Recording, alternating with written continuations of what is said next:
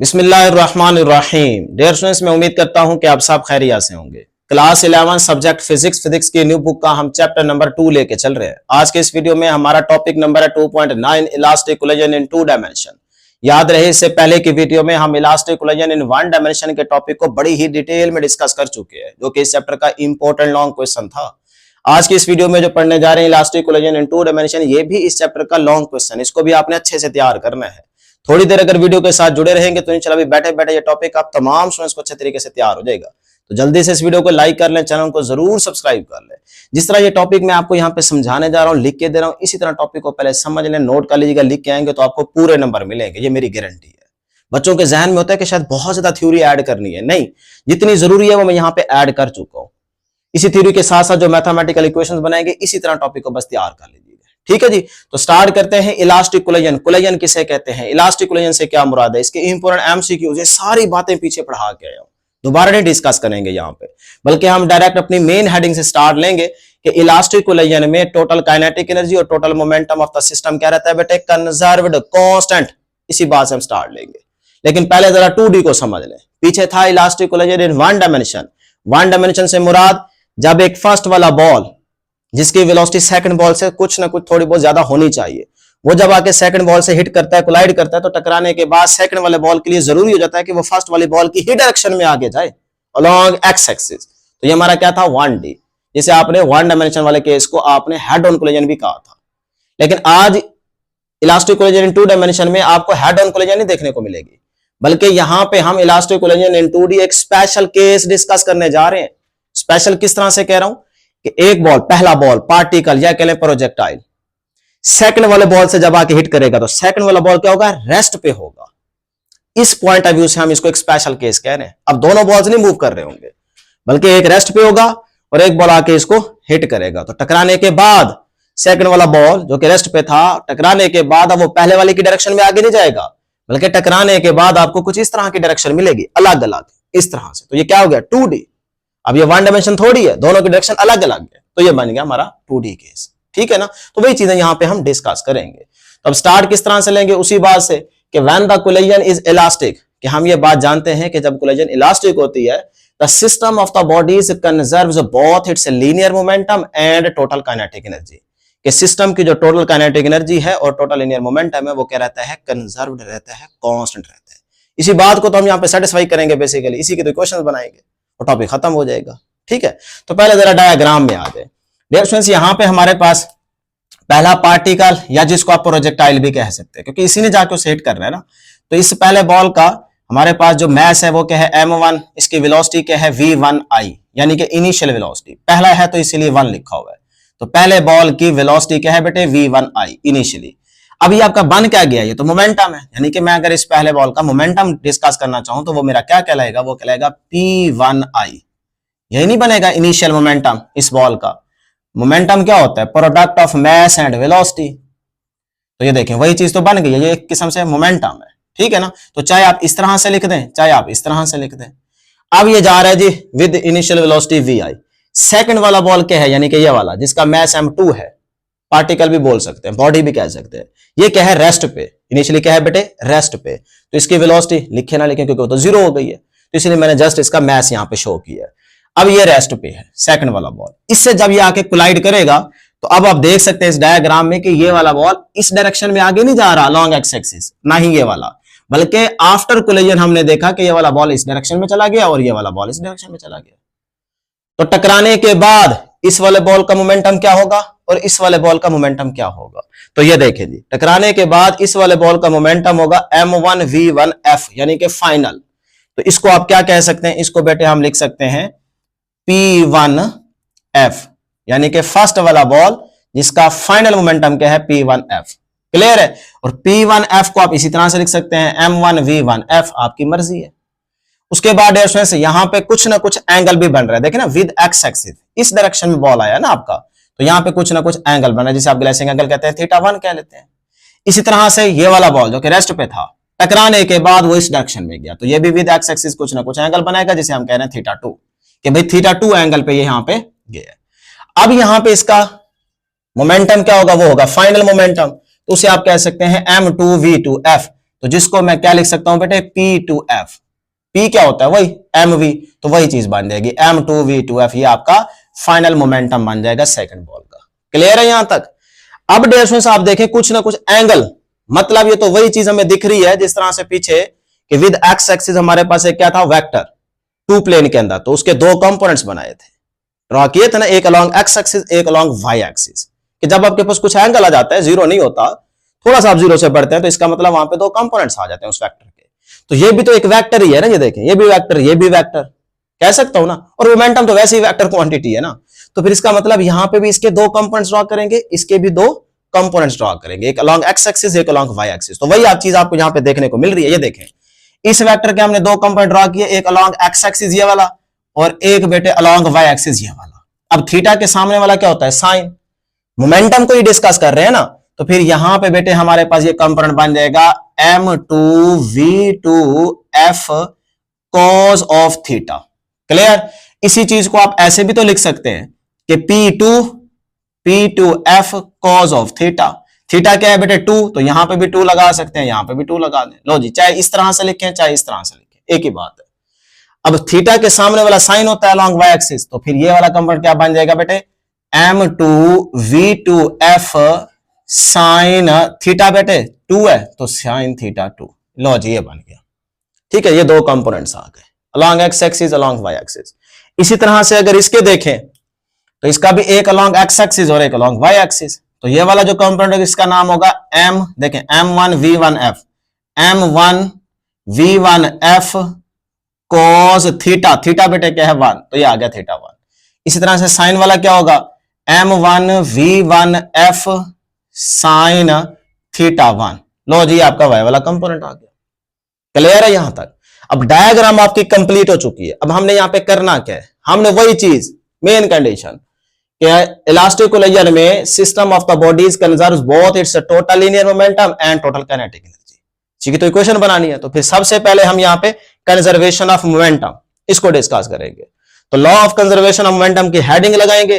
पहले देखेंगे linear momentum, या कह लें कि momentum conservation along X axis, फिर अलोंग वाई एक्सिस। यहां से हमें एक इक्वेशन मिलेगी। तो बेटे पहले ना momentum conservation along X axis discuss करते हैं, कि सिर्फ आपने एक्स एक्सिस पे पहले देखना है पूरी डायग्राम में। तो क्या केस बनेगा जी, momentum before collision is equal to momentum after collision, बराबर ही होने चाहिए ना। ठीक है, मोमेंटम की बात कर रहे हैं तो लॉ ऑफ कंजर्वेशन मोमेंटम तो यही है कि बिफोर कोलिजन और आफ्टर कोलिजन मोमेंटम बराबर होना चाहिए, इक्वल होना चाहिए। वही कंडीशन लगाई, लेकिन अभी अलोंग एक्स एक्सिस की बात कर रहा हूं। तो बेटे यहां पे देखते हैं, बिफोर कोलिजन दोनों बॉल्स का आपने मोमेंटम देखना है, उसको एड अप करना है अलोंग एक्स एक्सिस। तो बेटे इसका मोमेंटम क्या होगा, M1V1I, तो यहां पे लिख देता हूं M1V1 साथ में I, मोमेंटम आ गया, प्लस सेकंड बॉल का इनिशियल मोमेंटम क्या होगा, 0। देखे ना, M2V2I, तो V2 इनिशियली सेकंड बॉल तो है रेस्ट पे, तो वो तो V2 0 हो जाएगा, लिहाजा उस सारे को 0 यहां पे लिखे ना लिखे आपकी मर्जी है। ये देखें इस तरह से। अब चाहे तो आप इसको हटा भी सकते हैं यहां से। ठीक है, चलें लिखा रहने दो, ये आ गया पहले 0, सही है ना। उसके बाद आ जाए मोमेंटम आफ्टर कोलिजन, टकराने के, इनिशियल तो हो गया, बिफोर कोलिजन तो हो गया। अब यहां पे जब ये आके इसको हिट करेगा तो टकराने के बाद अलोंग एक्स एक्सिस देखना है। तो अलोंग एक्स एक्सिस अब तो दोनों बॉल्स का आ गया ना, इसका भी अलोंग एक्स एक्सिस ये वाला कंपोनेंट नजर आ रहा है ना, और इसका भी नजर आ रहा है, तो दोनों को आप ऐड करके लिखेंगे क्योंकि डायरेक्शन दोनों की सेम है, तो इसलिए दोनों प्लस के साइन में यूज होंगे। तो बेटे ये देखें, फिर अलोंग एक्स एक्सिस आपके पास पहला आ गया जी M1V1F cos थीटा 1, फिर प्लस का साइन, और ये वाला सेकंड बॉल का जो अलोंग एक्स एक्सिस कंपोनेंट आ रहा है वो क्या है बेटे, M2V2F cos थीटा 2। लो जी, हमारी पहली इक्वेशन बन गई। अब यहां से डियर स्टूडेंट्स आप देख सकते हैं कि ये 0 खत्म हो जाएगा, तो यही इक्वेशन बन जाएगी M1V1I is equal to M1V1F cos theta 1 plus M2V2F cos theta 2। लो जी, अब यहां से 1 वाले अलग कर ले, 2 वाले अलग कर ले। बेटे ये है ना 1 वाला, ये भी 1 वाला, इसको इधर ही रहने दें।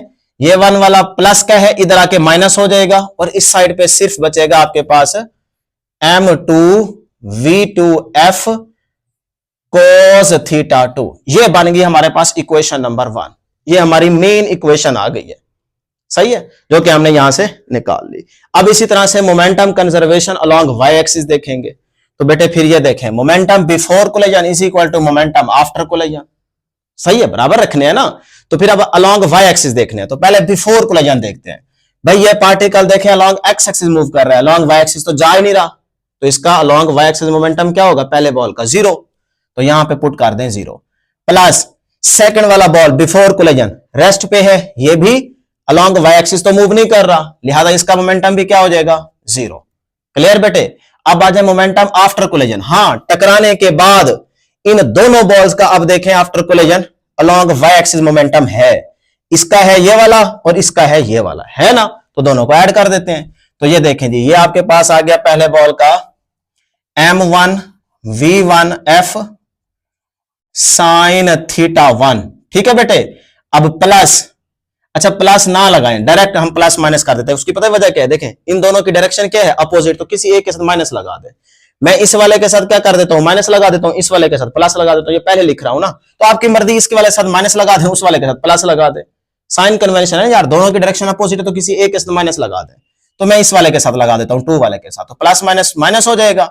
आगे आपके पास आ जाएगा जी m2 v2 f sine theta 2। Clear जी, ये इक्वेशन देख ले, क्लियर बेटे। अब जो माइनस वाली है उसको इधर ले आए, तो ये आपके पास बन गया जी m2 v2 f sine theta 2 is equal to, बेटे ये माइनस की टर्म में इस साइड पे आके प्लस हो जाएगी, तो ये आपके पास आ गया m1 v1 f sine theta 1। लो जी, ये हमारे पास बन गई इक्वेशन नंबर 2, ये भी हमारी मेन इक्वेशन है। इक्वेशन 1, इक्वेशन 2 ये बड़ी ही इंपॉर्टेंट इक्वेशन है, ठीक है। इन्हीं को यूज करके हम यहां पे अननोन वेलोसिटीज की वैल्यू को कैलकुलेट करेंगे, वो भी है अननोन, यहां पे भी है, देखिए कितने फैक्टर्स अननोन है, जरा गौर करें। भाई टकराने से पहले तो आपको इसका पता है, लेकिन टकराने के बाद इसकी वेलोसिटी का क्या आपको पता है, v2f का नहीं, तो इसका मतलब ये हमारे लिए अननोन हो गई, इसको हम कैलकुलेट करेंगे। इसी तरह से यहां पे एंगल, एंगल आपको पता है नहीं, हम तो उसको कह रहे हैं थीटा 2, तो इसका मतलब हमें थीटा 2 भी कैलकुलेट करना है। इसी तरह से यहां पे देखें थीटा 1, तो इसका मतलब हमें थीटा 1 भी यहां से कैलकुलेट करना है, इसका भी नहीं पता, ये भी हमारे लिए अननोन है। इस तरह से इसकी वेलोसिटी क्या है v1f, तो ये भी हमें कैलकुलेट करनी, इसका भी नहीं पता। तो यही अननोन चीजें तो हमने कैलकुलेट करनी है, तो इसलिए इन इक्वेशंस को यूज करेंगे, ये मैं बना के दे रहा हूं मेन इक्वेशन, ठीक है। तो एंड पे बताता हूं। अब आ जाए मोमेंटम की कहानी खत्म, कंजर्वेशन ऑफ एनर्जी की हेडिंग लगाएंगे, दो ही बातें करनी है ना, टोटल काइनेटिक एनर्जी और मोमेंटम। तो अब एनर्जी, सॉरी अपना कंजर्वेशन ऑफ एनर्जी, ठीक है, कंजर्वेशन ऑफ एनर्जी, तो वो भी वही बात है, before collision is equal to after collision बराबर होनी चाहिए। तो बेटे फिर यहां पे बिफोर कोलिजन देखें, इसकी एनर्जी तो है नहीं, क्योंकि इसकी वेलोसिटी क्या है v2 0, हाँ इसकी है एनर्जी क्योंकि इसमें vr है, तो half mv square, kinetic energy बेटे क्या होती है, काइनेटिक एनर्जी होती है हाफ mv का स्क्वायर, ये फार्मूला है, उसको इस पे अप्लाई कर दें पहले पार्टिकल के लिए, तो वो आपके पास बन जाएगा बेटे हाफ m1 v1i स्क्वायर, देखें ना इसके हिसाब से m1 v1i इसके ऊपर स्क्वायर आ जाएगा, तो हाफ m1 v1i का स्क्वायर, ये आपकी काइनेटिक एनर्जी बन गई बिफोर कोलिजन। इसकी है इसकी नहीं है, होती तो फिर इसको ऐड कर देते। इज इक्वल टू बेटे वही आफ्टर कोलिजन, तो आफ्टर कोलिजन जाहिर सी बात है उसकी भी एनर्जी है उसकी भी एनर्जी है, तो दोनों को हम क्या कर देंगे, ऐड कर देंगे। तो ये बेटे आपके पास आ जाएगा हाफ m1 v1f का स्क्वायर, इस वाले की फाइनल, प्लस इस वाले की क्या होगी हाफ m2 v2f का स्क्वायर। लो जी, दोनों एनर्जीज को ऐड कर दिया, इसकी भी और उसकी भी। क्लियर है यहां तक। अब बेटे यहां से देखें, हम हाफ को कॉमन लेंगे, हाफ इसमें भी आ रहा है इसमें भी आ रहा है, तो यहां से हाफ कॉमन ले लें, ये वाला हाफ इस हाफ से कैंसिल हो जाएगा, यहां से आपके पास बचा बेटे m1 v1 इनिशियल का स्क्वायर इज इक्वल टू, यहां से बचा बेटे m1 v1f का स्क्वायर प्लस m2 v2f का स्क्वायर। लो जी, ये बन गई आपकी मेन इक्वेशन, इक्वेशन नंबर 3। बस यहां तक अपने इक्वेशंस बनानी है, ठीक है, बुक में भी यहीं तक बनी हुई है। देखिए मैंने यहां पे क्या लिखा हुआ है, देयर आर 4 अननोन क्वांटिटीज के v1f v2f θ1 θ2, यही चीजें हमने कैलकुलेट करनी है ना, लेकिन ये डायरेक्ट यहां पे किसी इक्वेशन को यूज करके या इजीली हम कैलकुलेट नहीं कर सकते, ठीक है, बिल्कुल भी नहीं कर सकते, क्योंकि ये 4 चीजें हैं, इनमें से कोई एक चीज भी हमें नहीं पता। अगर हमें किसी एक क्वांटिटी का पता चल जाए ना, या v1f का, तो हम बाकी 3 इजीली निकाल सकते हैं। इसी तरह से अगर V2F का पता लग जाए तो बाकी निकल सकती है, या θ1 मिल जाए या सिर्फ θ2 का पता लग जाए। भाई इन चारों का हमें नहीं पता, तो आप इन इक्वेशंस को यूज करके कभी भी इन 4 क्वांटिटीज को कैलकुलेट नहीं कर सकते, नहीं निकाल सकते। हां, अगर इनमें से किसी एक का पता चल जाए तो फिर आप इक्वेशन 1, इक्वेशन 2, इक्वेशन 3 को यूज करके आराम से ये प्रूव कर सकते हैं और इन चीजों को कैलकुलेट कर सकते हैं। तो इसीलिए बस एंड पे लिखते हैं कि भाई hints unique solution is impossible, और बाद में मैंने वही बातें लिख दी है कि भाई यूजिंग द इक्वेशन 1, 2, 3 इनको आप यूज करके बाकी क्वांटिटीज को निकाल सकते हैं, लेकिन शर्त यह है कि इन चार में से किसी एक का पहले पता लगाओ। तो हमें पता ही नहीं है तो बस यहां तक इसको छोड़ देंगे, आपकी बुक में भी इसी तरह से, ठीक है। तो ये था हमारे पास आज का टॉपिक, जो कि बहुत ही आसान है। बाकी जो थोड़ी बहुत यहाँ पे थ्योरी मैंने ऐड कर रखी है वो आपको सारी डायग्राम में एक्सप्लेन कर दी है। देखिए ना क्या मेंशन किया है, consider two bodies colliding elastically at a certain angle showing that the collision is not head on. भाई हेड ऑन कोलिजन तो ये नहीं है, जिस तरह elastic collision in one dimension को हमने हेड ऑन कोलिजन कहा था, उस तरह की तो सारी बातें शुरू में बता चुका हूं, यहां से एक्सप्लेन कर चुका हूं। वही बातें मैंने यहाँ पे लिख दी, आप अपने अल्फाज में लिख दीजिएगा, थ्योरी आपकी ऐड हो जाएगी। फिर देखें, let m1 be the mass of the first body, जिसको आप प्रोजेक्टाइल भी कह रहे हैं क्योंकि ये जा रहा है ना, तो moving with velocity v1i and m2 is the mass of the second body, जिसको टारगेट बॉडी कह रहे हैं, जो कि रेस्ट पे है। यही बातें यहां पे अपने अल्फाज में आप लिख देंगे तो बस यही थ्योरी बहुत है। बाकी ये आपकी मेन सारी चीजें थी, मैंने आपको यहां पे क्लियर कर दी। बहुत ही आसान सा टॉपिक था। तो नेक्स्ट वीडियो में जल्द मुलाकात होगी। अल्लाह हाफिज़।